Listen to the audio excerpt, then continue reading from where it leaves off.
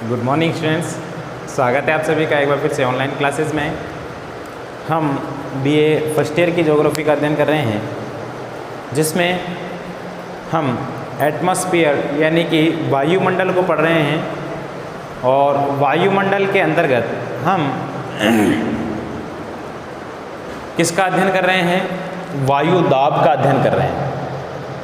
वायुमंडल के अंतर्गत हम किसका अध्ययन कर रहे हैं? वायु दाब का अध्ययन कर रहे हैं। वायु दाब किसको कहते हैं, ये हमने कल की कक्षा में समझ लिया था। वायु दाब क्या होता है और वायु दाब कहाँ कितना होता है, सूर्य से कितना तापमान आता है, ये सारी चीज़ें हमने कल पढ़ ली थी। आज की कक्षा बहुत इम्पोर्टेंट है और इस कक्षा को तो आप मिस मत करना बिल्कुल भी। अगर आप वीडियो अभी शुरू ही किए हो तो जाइएगा नहीं, क्योंकि बहुत ज़्यादा इम्पोर्टेंट बातें इसमें होने वाली है वायुमंडल के संदर्भ में, तो आप इसको छोड़ के नहीं जाना, ठीक है। तो देखिए, वायुमंडल जो होता है वो हमारे चारों ओर का वातावरण होता है, उसी में वायु दाब पाया जाता है। वायु दाब वायु का भार प्रति इकाई क्षेत्र में लगने वाला। अब वायु दाब हमने पढ़ लिया था, सर्वाधिक कहाँ पाया जाता है? समुद्र तल के किनारे, ठीक है। ऊंचाई पे जाएंगे तो कम हो जाएगा, नीचाई पे जाएंगे तो वायु दाब बहुत अधिक होगा, यानी कि वायु होगी ही नहीं ज़मीन के अंदर, तो वहाँ वायु दाब काम नहीं करता, ठीक है। तो हम सर्वाधिक वायु दाब को कहाँ पाते हैं? सर्वाधिक वायु दाब को पाते हैं समुद्र तल के किनारे। 1013.25 मिलीबार ये वहाँ होता है, और 92.29 ये कहाँ होता है? 29.92 इंच ये होता है समुद्र तल के किनारे, या ठीक है ना, वो मिलीबार में है, ये इंच में है। अब हम देखते हैं वायु दाब जो होता है उसको प्रभावित करने वाले कारक। फिर हम वायु दाब के संबंध में कुछ और चीज़ों का अध्ययन करें, यानी कि विश्व का ग्लोब बना करके हम वायु दाब की रेखाएं चलाएंगे, कहाँ से कहाँ हवाएं चलती है वायु दाब के कारण। तो ठीक है, उससे पहले हमको दो चीज़ और देख लेनी चाहिए। वो दो चीज़ ये है, एक तो होती है समताप रेखाएं,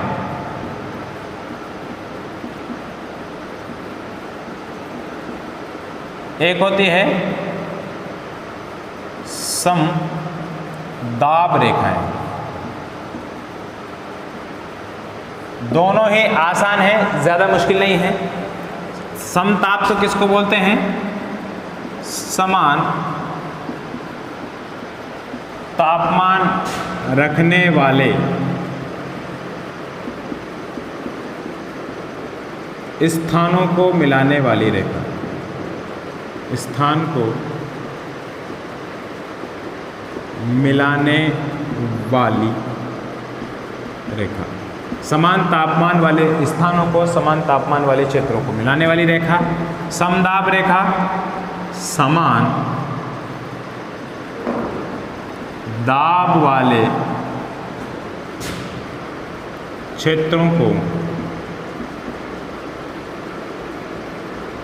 मिलाने वाली रेखा, ठीक है।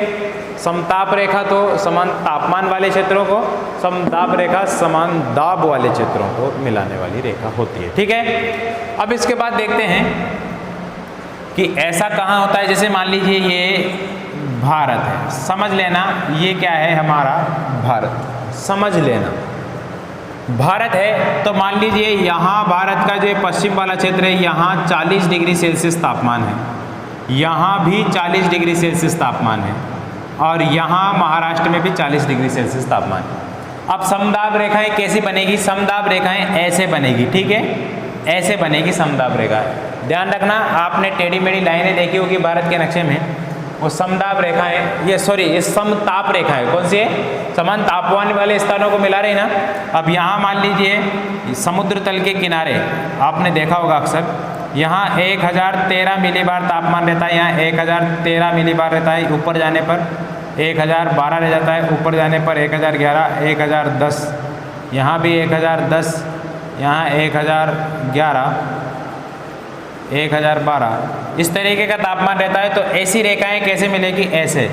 समदाब रेखाएं कैसी बनेगी? ऐसे, ठीक है। समदाब रेखाएं ऐसे बनेगी, ये समान दाब वाले क्षेत्रों को मिला रही है, ये समान ताप वाले क्षेत्रों को मिला रही है। तो समान ताप वाले क्षेत्रों से गुजरने वाली रेखा को समताप रेखा कहते हैं। समान दाब वाले क्षेत्रों से गुजरने वाली रेखा को समदाब रेखाओं के नाम से जाना जाता है। बोलो बात समझ में आ गई ना? ठीक है, इसके बाद देखते हैं हम, समताप रेखा हो गई है, समदाब रेखा हो गई है। अब आते हैं अपने टॉपिक पे, तापमान, वायु दाब को प्रभावित करने वाले कारक। हमने तापमान को प्रभावित करने वाले कारक देखे थे, उन्हीं से मिलते जुलते कारक दबाव को प्रभावित करेंगे। ठीक है, वायु दाब को, तो वायु दाब को प्रभावित करने वाले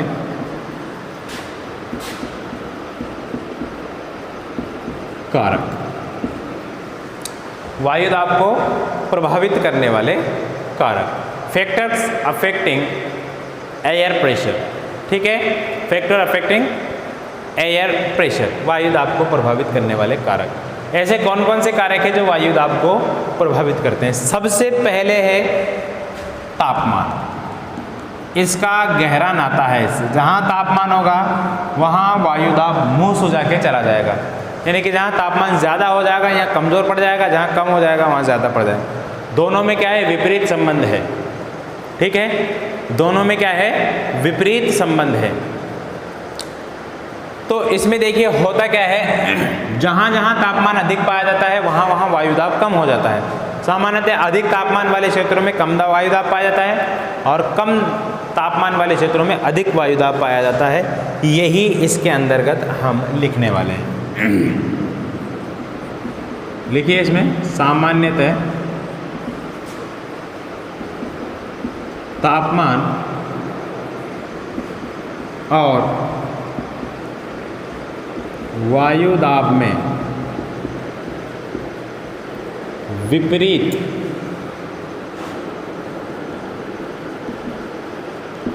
संबंध पाया जाता है। अर्थात जिस स्थान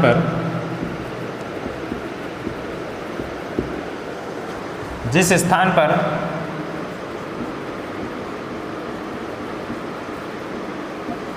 तापमान अधिक होता है, जिस स्थान पर तापमान अधिक होता है वहाँ वायु दाब कम हो जाता है। मैंने कल बताया था आपको कम क्यों हो जाता है। ठीक है, समझ में नहीं आया तो कल वाली वीडियो देखना, पिछली वीडियो लेक्चर नंबर 47।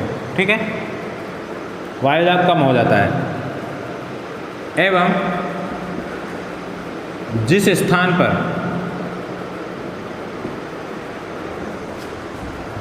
पर तापमान कम पाया जाता है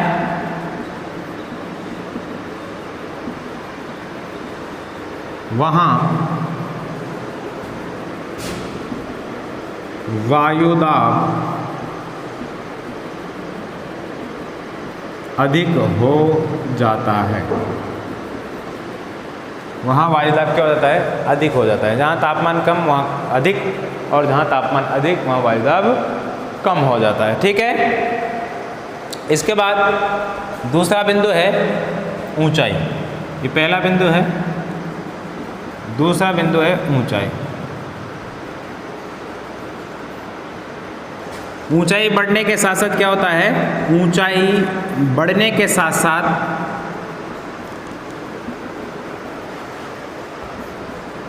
वायु दाब में कमी आती है। वायु दाब में क्या आती है? कमी आती है। जैसे जैसे ऊंचाई बढ़ती जाएगी वैसे वैसे वायु दाब कम हो जाएगा, क्योंकि ऊपर जाएंगे तो वायु का जो दाब है वो कम होगा नहीं होगा भाई। जैसे हम ऊपर की तरफ चलते जाएंगे तो वायु दबाव डाल रही है, हम उस दबाव से ऊपर की तरफ जाएंगे, एक बार तो फ्री हो जाएंगे हम। ठीक है, तो जैसे जैसे ऊपर जाएंगे वायु दाब जो हमारा प्रेशर लग रहा है वो प्रेशर वायु का हमारे ऊपर कम होने लगता है। ठीक है, समुद्र तल के निकट क्या है? समुद्र तल के निकट वायुदाब 1013.25 मिलीबार, कितना 25 मिलीबार, MB, डाटा वाला MB नहीं, 1013.25 मिलीबार। और इसके बाद थोड़ा ऊंचाई पे जाएंगे हम, 300 मीटर ऊपर जाएंगे तो 300 मीटर की ऊंचाई पर, 300 मीटर की ऊंचाई पर घटकर कितना हो जाएगा, ये हो जाएगा 976.5 मिलीबार। 600 मीटर की ऊंचाई पर, 600 मीटर की ऊंचाई पर 942 मिलीबार एवं इससे ज़्यादा ऊपर जाएंगे यानी कि 3300 मीटर की ऊंचाई पर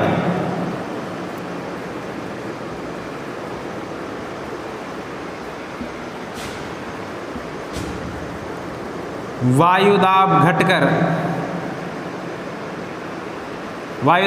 कितना रह जाएगा, केवल रह जाएगा 506 मिलीबार रह जाएगा, रह जाता है। अब जैसे जैसे वायुदाब कम होगा वैसे वैसे हमको सांस लेने में कठिनाई होगी, ठीक है, क्योंकि ऑक्सीजन जो है वो अधिकाधिक कहाँ है, निचले वाले धरातल पर, ऊंचे वाले धरातल पर ऑक्सीजन की मात्रा कम पाई जाती है। इस वजह से जैसे जैसे ऊंचाई पर जाएंगे हमको सांस लेने में कठिनाई आएगी, दिक्कत आएगी और सांस हमको लंबे लंबे आते जाएंगे। इस वजह से क्या होता है, हमको ऊंचाई पर जाने पर सांस लेने में क्या होती है, कठिनाई का सामना करना पड़ता है। वायुदाब घट करके कितना रह जाता है, 506 MB यानी कि मिलीबार रह जाता है। सामान्यतः लिखिए आप, इसमें लिख लेना, सांस लेने में इसलिए कठिनाई होती है। सामान्यतः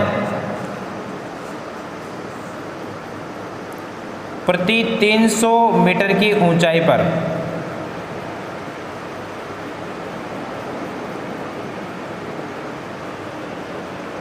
300 मीटर की ऊंचाई पर 34 मिलीबार, कितना 34 मिलीबार वायुदाब कम हो जाता है।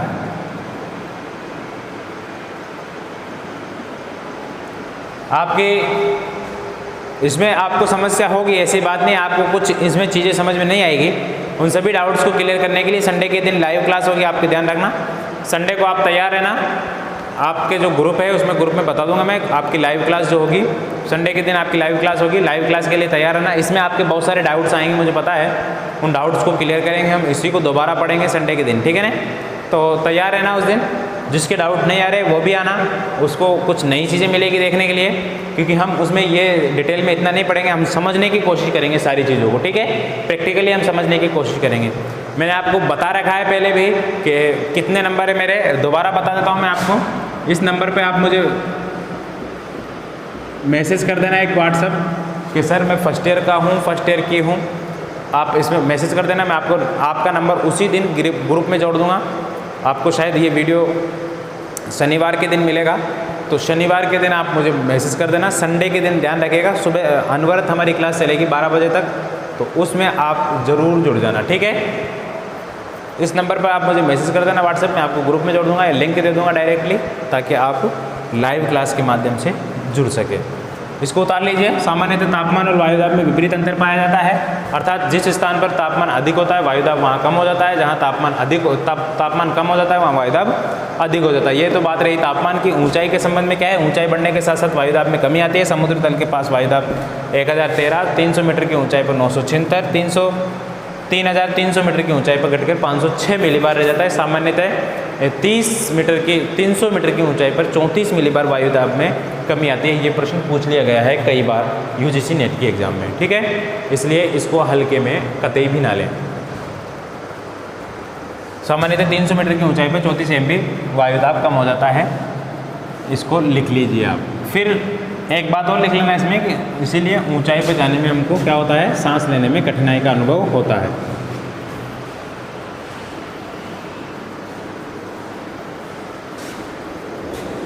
अगर आप इस नंबर पर मैसेज करने में कतराते हैं, आपको असुविधा होती है मैसेज करने, तो किसी का भी मोबाइल लेकर के आप, जिस मोबाइल में आप देखते हैं वीडियो, उस मोबाइल को लेकर के आप सर्च करना यूट्यूब पे, इसी पे जहाँ आप देख रहे हो ज्योग्राफी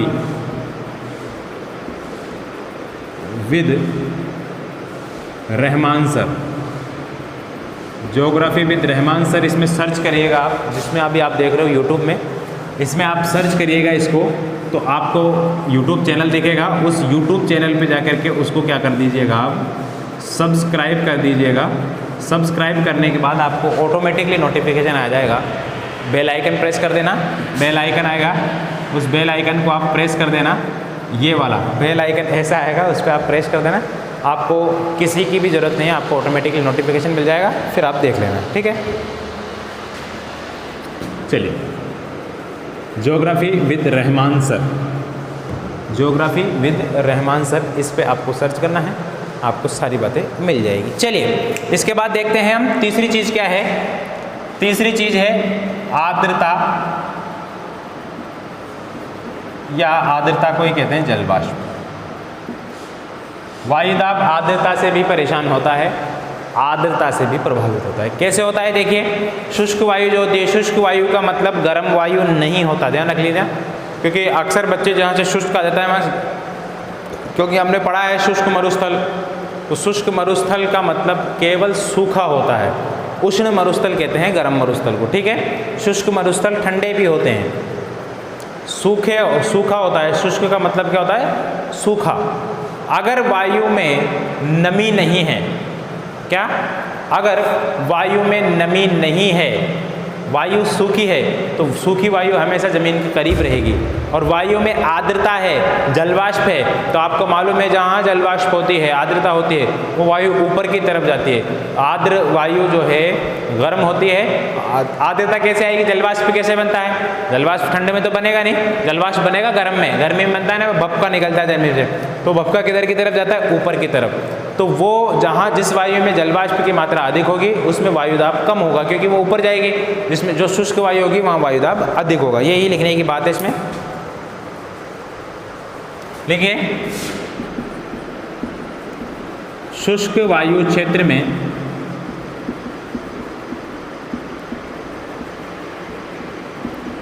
वायुदाब अधिक पाया जाता है। शुष्क वायु क्षेत्र में क्या है भाई, वायुदाब क्या पाया जाता है, अधिक पाया जाता है, जबकि आर्द्र वायु या जलवाष्प युक्त वायु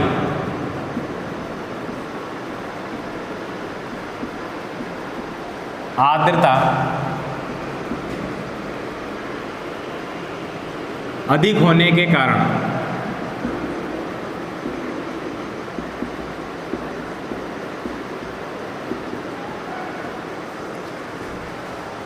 वायुदाब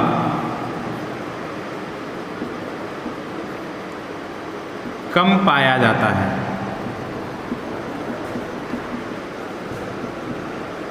वायुदाब क्या है, कम पाया जाता है, ठीक है, क्योंकि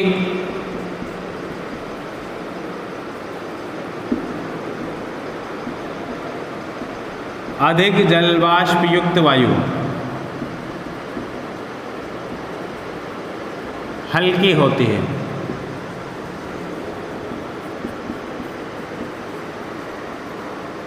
और हल्की वायु का दाब कम होता है। हल्की वायु का दाब कैसा हो जाता है, कम हो जाता है। ठीक है, बात आपके समझ में आ गई होगी। लिख लीजिए, आप इसको भी उतार लीजिए।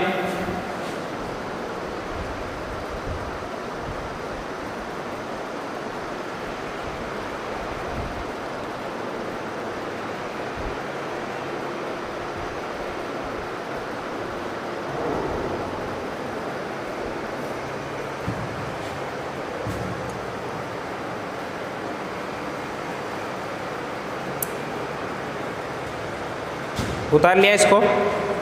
अब देखिए ये 3 टॉपिक हो गए हैं, चौथा टॉपिक हम समझेंगे उससे पहले हमको एक बहुत बड़ी चीज़ समझनी होगी। इसी चीज़ के लिए आज का लेक्चर हमारा इम्पोर्टेंट था, उस चीज़ को आप समझ लीजिएगा वो चीज़ क्या है। ठीक है, ये हमने बना दिया भाई पृथ्वी। क्या बना दिया हमने? ग्लोब बना दिया। क्या बना दिया? ग्लोब। ठीक है, अब इस ग्लोब के अंदर मैंने ये खींच दी है भूमध्य रेखा। क्या खींच दी भाई? 0 डिग्री भूमध्य रेखा। ठीक है, इसी के पास मैंने यहाँ पे एक रेखा और खींच दी, यहाँ भी एक रेखा खींच दी। इसको कह दिया 5 डिग्री उत्तरी अक्षांश, इसको कह दिया 5 डिग्री दक्षिणी अक्षांश। फिर यहाँ पे एक रेखा खींच दी, इसको कह दिया मैंने 30 डिग्री उत्तरी अक्षांश, सॉरी इसको कह दिया मैंने 30 डिग्री उत्तरी अक्षांश, सॉरी दक्षिणी अक्षांश, और इसको कह दिया 35 डिग्री दक्षिणी अक्षांश। इसी तरीके से यहाँ खींच दिया एक मैंने, इसको मैं दूसरे कलर के पेन से लिख देता हूँ।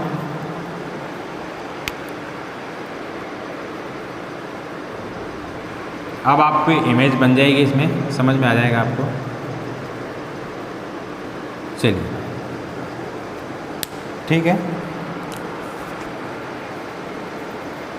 इसको लिख दिया 30 डिग्री उत्तरी अक्षांश, इसको लिख दिया 30 डिग्री 35 डिग्री। कौन सा? 35 डिग्री उत्तरी अक्षांश। फिर यहाँ पर 60 डिग्री उत्तरी अक्षांश, 65 डिग्री उत्तरी अक्षांश। ऊपर एन आता है, नीचे एस आता है। ठीक है, नीचे कौन सा अक्षांश होता है? दक्षिणी अक्षांश होता है, इसलिए साउथ आता है। 60 डिग्री और 65 डिग्री एस, और यहाँ पर क्या आ जाएगा? 90 डिग्री, 90 डिग्री एन और ये एस। ठीक है, अब देखिए इसको समझ लेना, मैं इसको दोबारा भी समझाऊंगा, टेंशन ना लीजिए आप, लेकिन आज इसको हल्के में समझ लेना, कल इसको भारी में समझ लेना। कल दोबारा से डिटेल में समझाऊंगा इसको, और लाइव क्लास में भी यही समझाऊंगा आपको। जब तक समझ में नहीं आएगा तब तक मैं छोड़ूंगा नहीं आपको। ठीक है, देखिए ये वाला जो क्षेत्र है ये भूमध्य रेखा और उसके आसपास वाला क्षेत्र, यानी कि 5 डिग्री से 5 डिग्री का भूमध्य रेखा में मैंने आपको बताया कि सूर्य का तापमान सर्वाधिक यहीं पर प्राप्त होता है, इसलिए इसको कहते हैं, क्या कहते हैं इसको? उष्ण कटिबंध के नाम से जाना जाता है। मैंने आपको पहले बता दिया है। तो ठीक है, 5 डिग्री और 5 डिग्री के बीच वाला क्षेत्र किस क्या बोलते हैं? इसको भूमध्य रेखा, या इसको अधिक तापमान यहाँ पर पाया जाता है। क्या पाया जाता है यहाँ पर? अधिक तापमान। तो यहाँ ये कौन सा क्षेत्र हो जाएगा? निम्न वायुदाब का क्षेत्र। ठीक है, क्या है ये? निम्न वायुदाब का क्षेत्र। यहाँ लिख देता हूँ मैं निम्न दाब।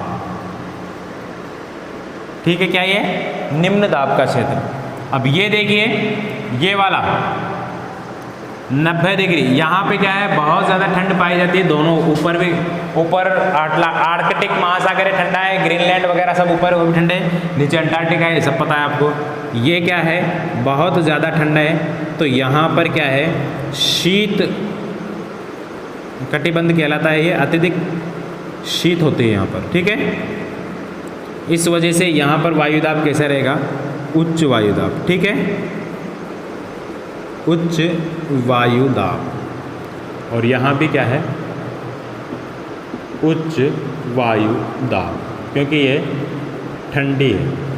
ये यहाँ की जलवायु कैसी है? ठंडी। अब ये बात हमारी समझ में आ गई। अब इसके बाद पृथ्वी जब घूमती है तो घूमने के कारण हवाएं ऊपर नीचे की तरफ उतरती है। यहाँ से निम्न वायुदाब का क्षेत्र, यहाँ सारी हवाएं आकर के गुजरेगी। अब देखिए यहाँ से जो हवाएं चलेगी वो इधर की तरफ चलेगी। ये जो पेटी है यहाँ पर, पृथ्वी जब घूमती है, घूमने के कारण यहाँ की हवाएं निकल करके कहाँ जाती है? यहाँ पर। ठीक है, निम्न वायुदाब से नीचे नीचे चलती है हवाएं और वो वहाँ पर जाती है। इस वजह से ये वाला जो क्षेत्र है, हालांकि ये वाला क्षेत्र भी गर्म है, लेकिन पृथ्वी की घूर्णन गति के कारण यहाँ पर क्या है? निम्न वायुदाब के कारण यहाँ पर उच्च वायुदाब पाया जाता है। क्या पाया जाता है? उच्च वायुदाब। और यहाँ पर कैसा पाया जाता है? यहाँ पर निम्न वायुदाब पाया जाता है। इसी तरीके से यहाँ पे उच्च दाब पाया जाता है और यहाँ पे निम्न दाब पाया जाता है। या फिर ऐसे समझ लीजिए, इसको एक नियम होता है कि हमेशा दो उच्च दाब की पेटियों के बीच में एक निम्न दाब की पेटी होती है, या दो निम्न दाब की पेटियों के बीच में एक उच्च दाब की पेटी पाई जाती है। ये सिद्धांत आप समझ लीजिए, ठीक है। आप देखिए, हवाएं हमेशा उच्च दाब से निम्न दाब की ओर चला करती है, तो ये उच्च दाब है, ये क्या है, उच्च दाब। तो हवाएं यहाँ से चलेगी इधर की तरफ, किधर की तरफ चलेगी, ऐसे। जैसे मैं तीर का चिन्ह बना रहा हूँ, ऐसे ही तीर के चिन्ह आपको बनाने हैं, लेकिन अभी नहीं बनाइएगा, आप कल बनाइएगा, ठीक है। ये हवाएं इधर की तरफ उतरेगी, क्योंकि उच्च वायुदाब का क्षेत्र है, निम्न वायुदाब के क्षेत्र की ओर हवाएं चलेगी।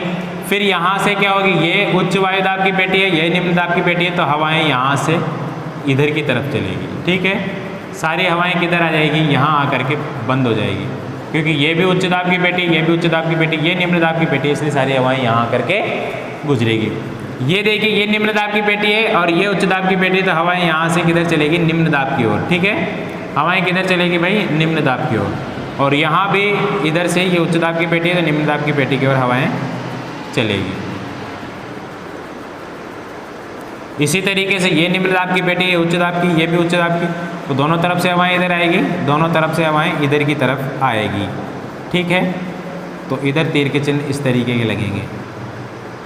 बात आपके कुछ कुछ समझ में आ रही होगी, और जो कुछ समझ में नहीं आ रही मैं लाइव क्लास में आपको समझाऊंगा, ठीक है। तो ये बात आपके कुछ समझ में आई होगी।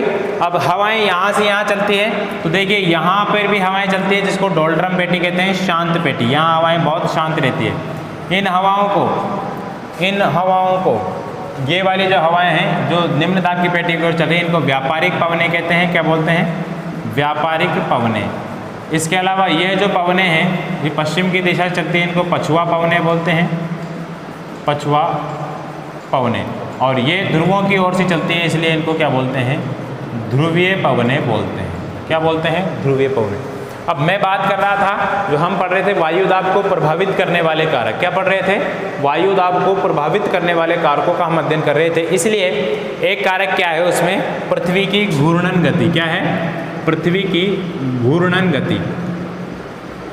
पृथ्वी की घूर्णन गति के अंतर्गत क्या होता है, पृथ्वी जब घूमती है तो घूमने के दौरान इस तरीके की सिचुएशन बनती है, जो उच्च दाब की पेटियां हैं, वायुदाब की उच्च दाब और निम्न दाब की पेटियां, वहाँ से हवाएं दूसरी जगह पर जाती है और दूसरी जगह पर वहाँ का वायुदाब कम कर देती है। मैं इसको बोल देता हूँ, आप इसको ऐसे के ऐसे लिख लीजिएगा, ठीक है। फिलहाल आप इसको उतार लीजिएगा, इसको उतार लीजिएगा, इसका स्क्रीनशॉट ले लीजिए या इसको उतार लीजिएगा।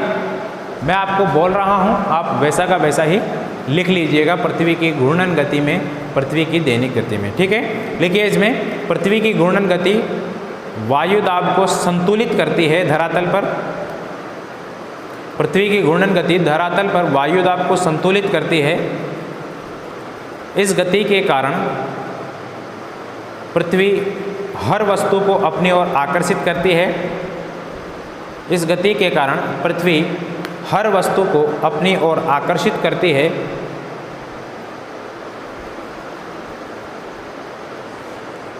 पृथ्वी की घूर्णन गति के कारण ही, पृथ्वी की घूर्णन गति के कारण ही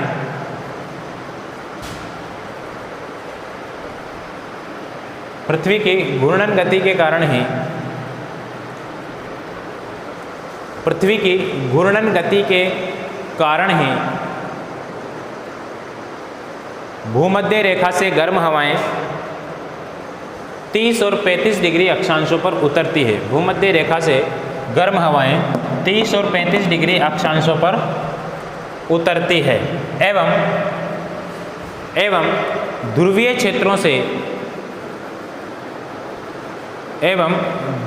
क्षेत्रों से भी पवनें उपध्रुवीय क्षेत्रों में उतरती है। ध्रुवीय क्षेत्रों से पवनें भी उपध्रुवीय क्षेत्रों में उतरती है। किस वजह से, पृथ्वी की घूर्णन गति के कारण। एक कारण और है इसका, दिन और रात की स्थिति। दिन और रात की स्थिति वायुदाब को प्रभावित करने का पांचवा कारक है दिन और रात की स्थिति।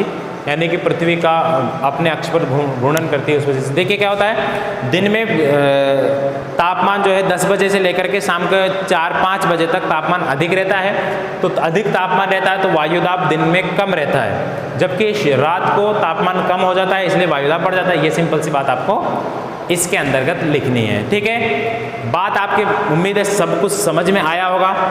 जितनी बातें आपको समझाई गई है वो सब कुछ आपके समझ में आ गया होगा। मिलेंगे अगली क्लास में, इस डायग्राम को बनाएंगे, समझेंगे अच्छी तरीके से।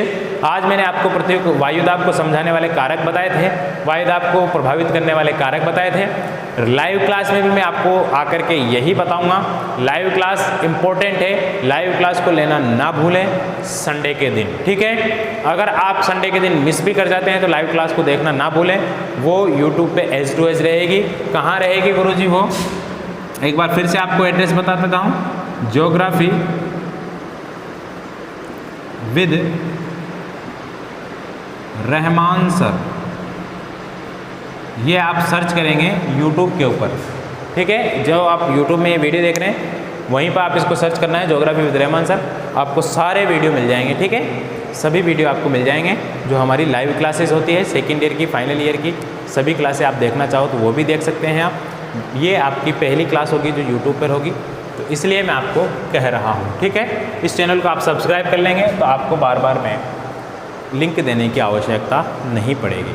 और ज़्यादा अच्छी बात यह है कि आप हमसे संपर्क करें, हमारे व्हाट्सएप नंबर पे आप कॉल करें। मैंने आपको बता दिया, कॉल नहीं करें, व्हाट्सएप में मैसेज करें ताकि आपको ग्रुप में जोड़ दिया जाए, ठीक है। मिलेंगे अगली क्लास में, तब तक के लिए इजाज़त दीजिए, नमस्कार।